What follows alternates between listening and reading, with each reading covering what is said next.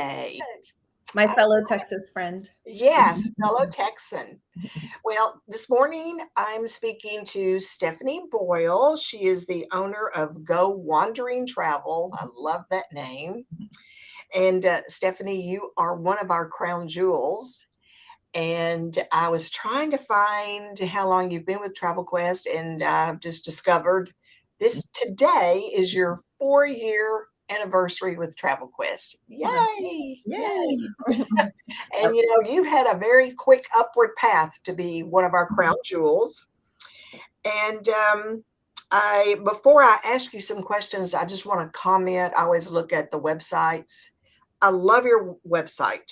Thank you. And I love the message there. Uh, your link to get for someone to sign up for your email is Wander with Me. Of Mhm. course, I didn't know what it was, so I clicked on it, and then I have this form I could fill out. I thought that's great. Mhm. I'm sure you get a lot of people just wondering what that is.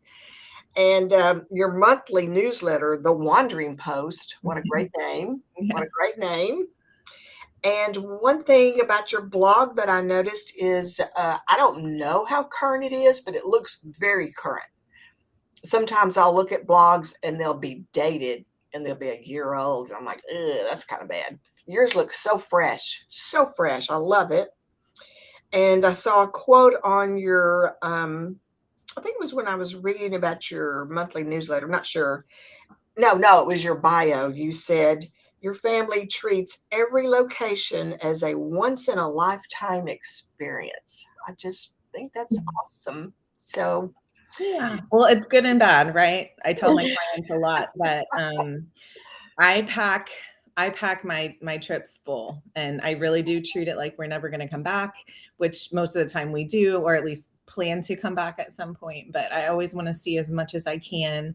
Um, but yes. yeah, so I I really believe that there's a vacation trip and then there's a trip. And the vacation trip is lying on the beach in Mexico where you're mhm. literally doing nothing, which everybody needs. I mean, that's very important. You need time to not do anything. But a trip is just really immersing yourself in any kind of culture wherever you are and seeing the historic sites and eating the food, and yeah. Right. You can sleep when you're dead. That's what I keep saying. So I remember trips I've taken in the past where I would be doing something and something else I could do, and I would think, "Oh, I'll do that next time," and there was not a next time, and I have regrets. So yeah. kudos for Right. you. Yeah. Yes, yes. So this is your 4-year anniversary. So tell me how you got started with your travel business. Um, well, I have always loved travel. I've read travel blogs and magazines growing up. We didn't travel growing up. We were very, my both my parents worked full time, and we just didn't really get to go a lot of places. I think I went to Colorado for a ski trip with youth group, and we went to Disney, and that was the extent of our travels. So pretty much Central Texas my whole life. I do remember a vivid projects in high school where we had, just like probably everybody has, but a certain amount of money. We had this trip that we had to plan, and there had to be all of these different aspects of the trip, right? And Right. I chose the UK. Even back then, I was kind of obsessed with the royal family and just all of the ancient sites there. Plus, just the lushness of the UK, I think. Yes. So that's always kind of stuck in my head. And even with my husband, we got married pretty young, and we went on a cruise, which that was my first time out of the country. Mhm. And we went to Playa del Carmen and Cozumel, your typical out of Right. Galveston stops.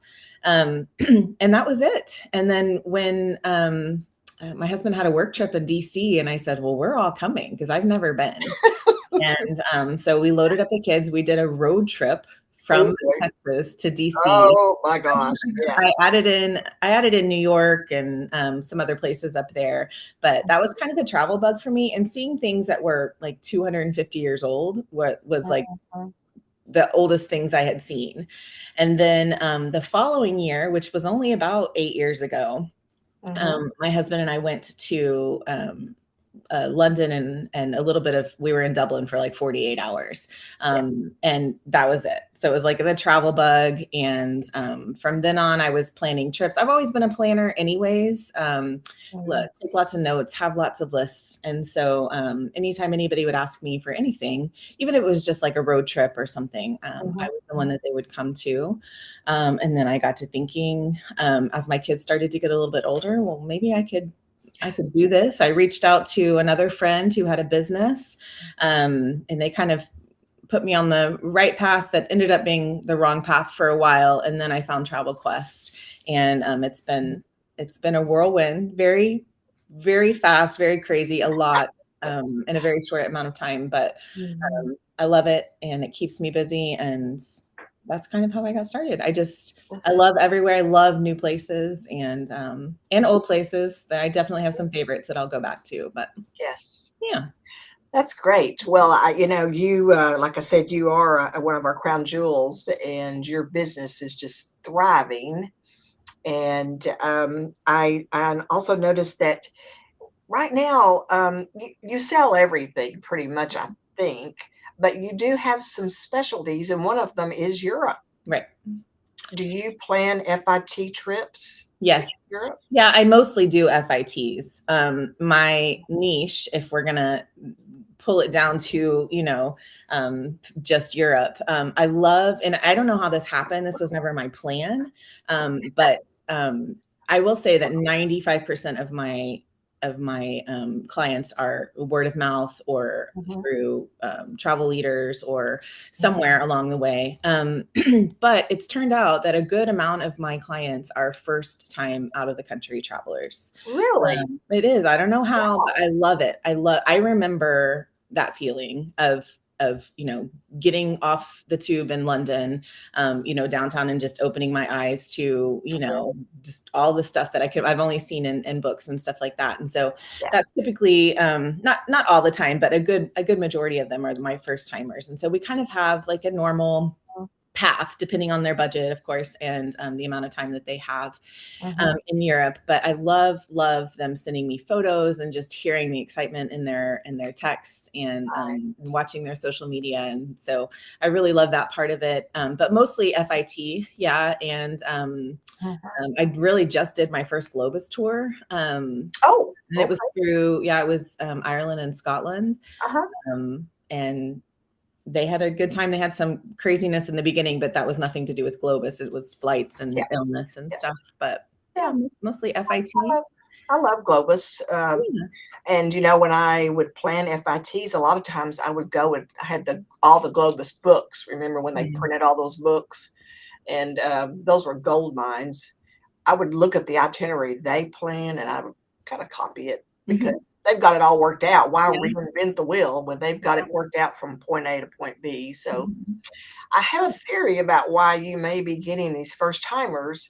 When I was looking at your website, it inspired confidence in me that you knew what you were doing. Hmm. So maybe they look at your website and think, she can get me to Europe and get me back home. Yeah. Well, good. I feel confident for sure. I mean, Yeah. there are sometimes I get,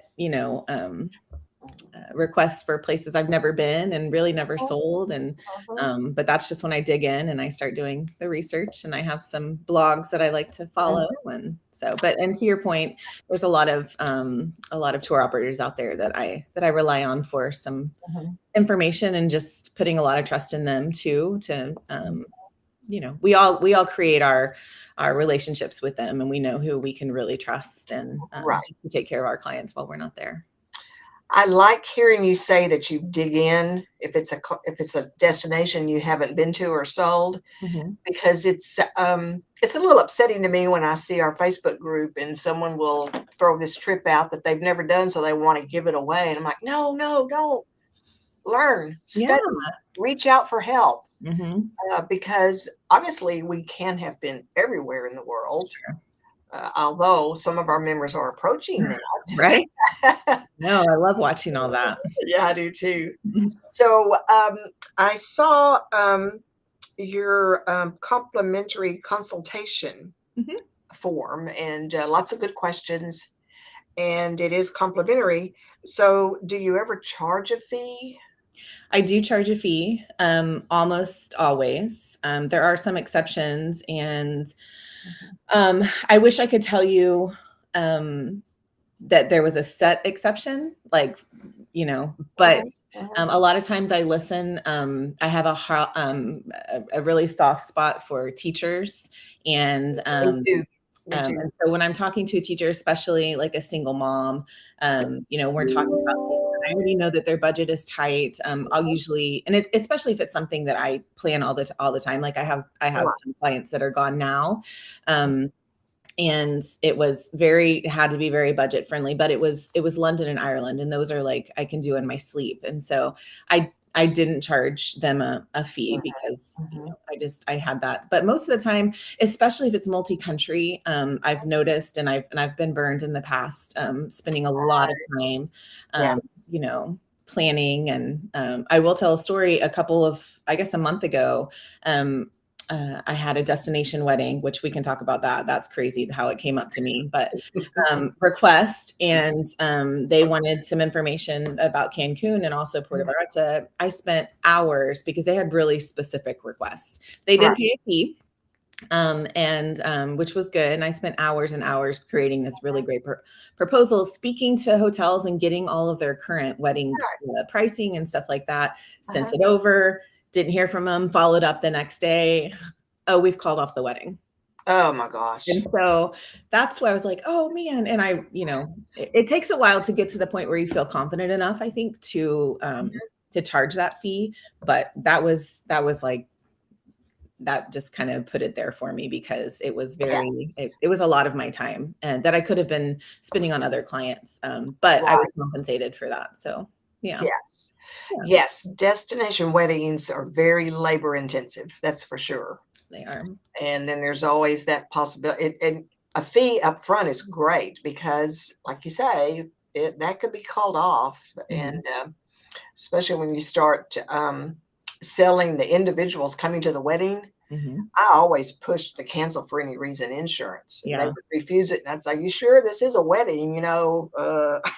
Well, you say that. I was reading about, so after my first couple of weddings, I started adding in transfers with the package, right? And it Yeah, was round trip, private, group transfers, whoever showed up, right.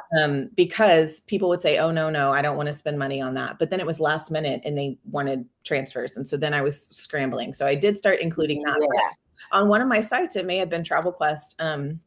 Someone said that they build in the insurance. And so they don't know that they're getting insurance, but they're getting insurance because, Uh, anything can happen right now. And if the yeah, couple call off the wedding, well, then their guests are kind of stuck if they didn't purchase insurance. So I right. think I may start doing that depending on the price point and stuff. But usually group Mhm. travel insurance is pretty affordable considering what you're spending. That's right, that's Mhm. right, and, you could build in the insurance and just say, "This package includes these benefits," Right. but for older customers who might need a little more coverage, you could say, "If you'd like additional medical," you could quote them like a third party and Right. add to it if they give them an option. Mhm.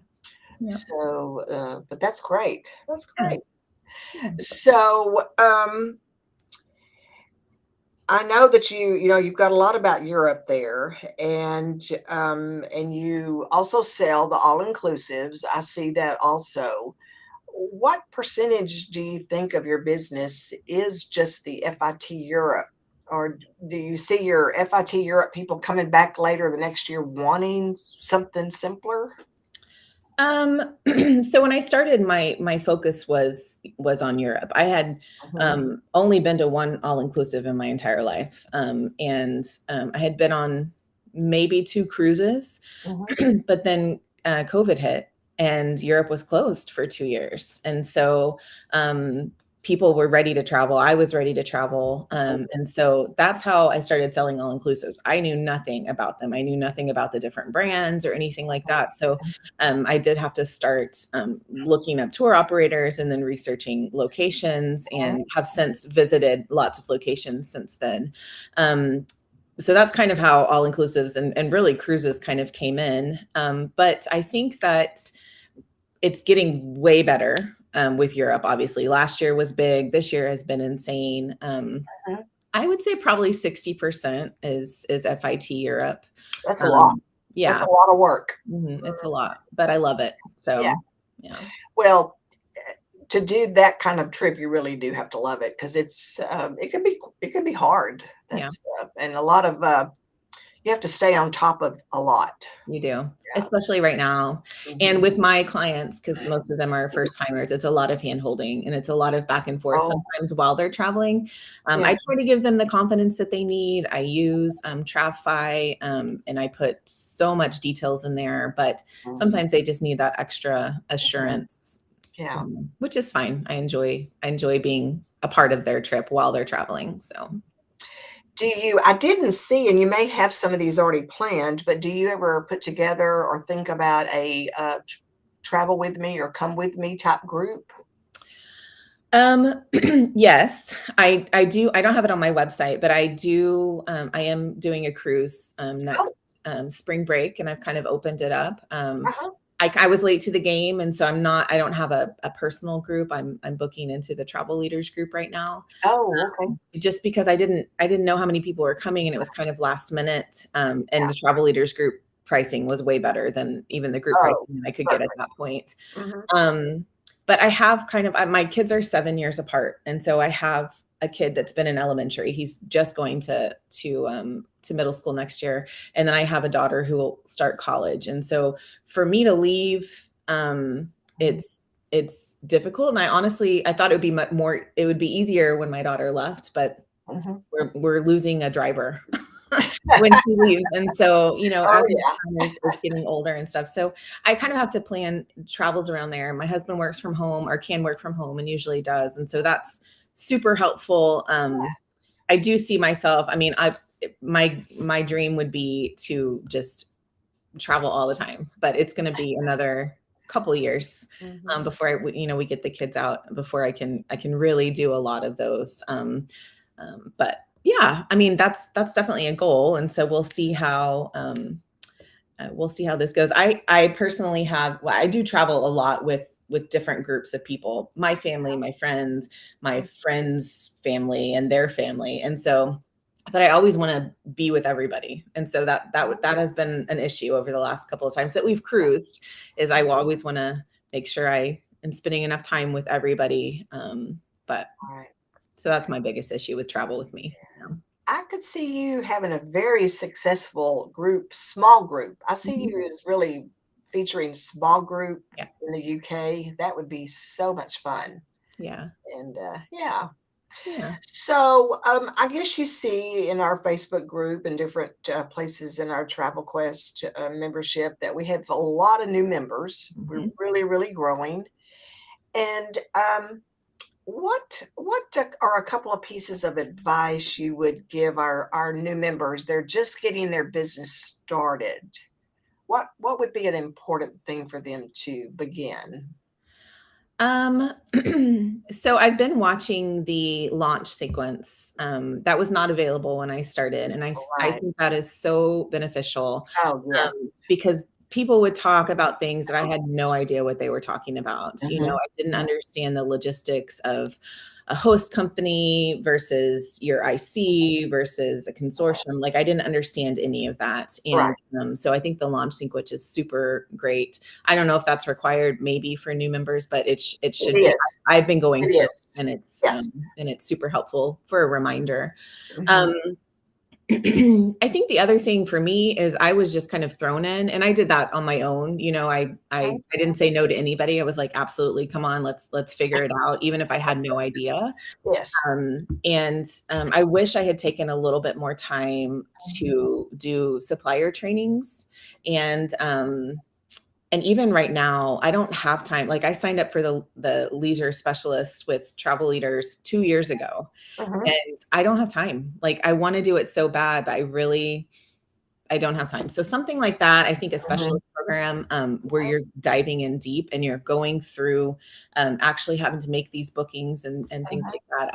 I would Mhm. take the time to do that for Yes. sure. Mhm. And then, depending on what your niche is, if you have one, really, I have been trying to kind of go out a little bit and try some different tour operators out there, especially in destination. I do a lot of Italy, so I'd love to have somebody, a group that is specific to Italy and not necessarily Europe Express or Avanti. Mhm. But I've been using a lot of those in destination. So if you specialize or want to specialize in a certain Yeah. country or area, really, Mhm. get to know whoever your contact is, and Right. because they'll get to know what you like for your clients, Mhm. and that will help, I think, when they start building itineraries for you to send Yeah. off. That is great advice. Jason and Joshua both talk about finding your niche and pursuing a particular niche. And if you decide on a niche, then you need to learn about all the suppliers Yeah. and do their training, and that would be very helpful. So, yes, that's great advice. Yeah. If I had like 5 or 10 more hours in the day, think I think I'd be able to do a lot more training than I do. And it's summertime right now too, and so it's just I know I'm very busy. It's a blessing and a curse, right? Being very busy, and it not having the is. time, but to do any of the training. But and Well, you I don't hope want it to slow you down, right? But you also Oh, no, no, no, you don't wanna slow down. I hope you can go ahead and finish your leisure specialist because I think you're coming up on they give you a certain time limit that it's you can coming up. It's complete it. next. Well, you might reach out to them and see if they will give you some credits for your travel experience. Oh, okay. Yes, they do that sometimes. Oh, So, good. just tell them what where you're at and some things you've done and can they or they will extend your don't let it just expire because that's a lot of Okay. work. Yeah. So, Yeah. I'll do yes. that. Well, I have really enjoyed talking to you, fellow Texan. We Yes. I like the way you talk and you like the way I talk. We understand each other. Yes, we do. Yes, we do. So, keep in touch and, have a rest of your great summer. Oh, will you be at Travel Quest World? I will. Yes. Yay! Okay, I'll see you there. Yes, Yeah. I will see you. I'm Okay. hoping to bring I just signed on as sub-agent, so I'm hoping to bring them along and, Oh, okay, I didn't even ask you about that. Well, great, great. yeah. Okay. Alright. Have a good day. You too, Velma. Thank Mhm, you. mhm. Bye.